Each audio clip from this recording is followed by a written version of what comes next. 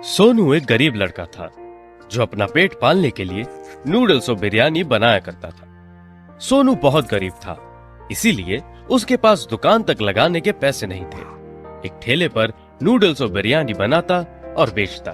सोनू, तेरा भला हो, तू इतना अच्छा नूडल्स इतने सस्ते में बेचता है, इसी कारण हमारा पेट भर जाता है।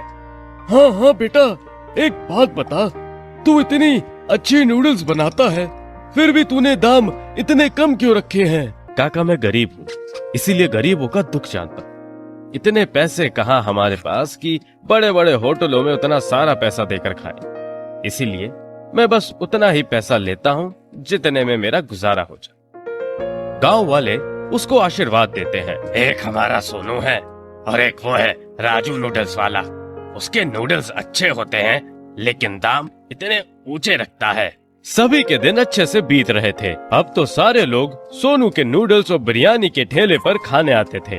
कोई भी राजू के ढाबे पर नहीं जाता था। मैं क्या करूं यार, ये सोनू के नूडल्स और बिरयानी इतने अच्छे और सस्ते होते हैं कि लोग मेरे ढाबे पर आते ही नहीं हैं। सोहन राजू का बहुत अच्छा दोस्त था, साथ ही काफी पैसे वाला भी था। मेरे पास एक उपाय है। हम सोनू के साथ एक प्रतियोगिता रखेंगे, जिसमें मैं एक बहुत बड़े शेफ को लाऊंगा, जिसको मैं पहले ही पैसे देकर खरीद लूंगा। वो सारे गांव वालों के सामने तेरे नूडल्स को सबसे बढ़िया नूडल्स बोलेगा। इससे गांव वालों में तेरा बहुत मान बढ़ जाएगा और साथ ही सोनू को नूडल्स बनाना छोड़ना पड़ेगा। ऐसी शर्त रखेंगे हम लोग सोनू के पास। चल सोनू के ठेले पर। दोनों सोनू के ठेले पर जाते हैं। मैंने सुना है तू बहुत अच्छा बिरयानी और नूडल्स बनाता है। मैं तेरे साथ एक प्रतियोगिता करना चाहता हूँ। भाई, मैं बहुत गरीब आदमी हूँ और मुझे तुमसे कोई भी प्रतियोगिता नहीं करनी। तुझे प्रतियोगिता करनी ही पड़ेगी, वरना मैं अपने गुंडों से तेरा ये ठेला तुड़वा दूंगा। बेचारा सोनू ना चाहते हुए भी प्रतियोगिता के लिए मान गया। प्रतियोगिता की एक शर्त है, अगर तुम इस प्रतियोगिता को जीतते हो, तुम अपना ठेला आराम से चला सकते हो।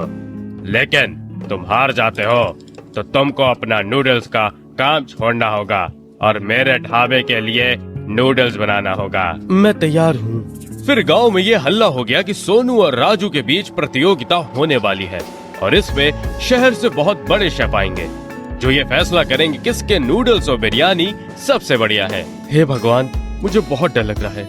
अगर मैं हार गया तो गांव वालों को राजू के महंगे नूडल्स और बिरयानी खाने पड़ेंगे। मैं क्या करूं? मुझे कुछ समझ नहीं आ रहा है। एक तरफ गांव वाले बैठे थे, दूसरी तरफ शहर के आए हुए सेठ। सोनू और राजू आमने सामने खड़े थे अपने अपने नूडल्स और बिरयानी बनाने के लिए। प्रतियोगिता शुरू होती है। सभी लोग बहुत ज्यादा उत्साहित रहते हैं। सोनू और राजू अपने अपने नूडल्स और बिरयानी बनाने लग जाते हैं। गांव वालों को तो विश्वास था कि सोनू ही जीतेगा, लेकिन राजू भी कम ना था।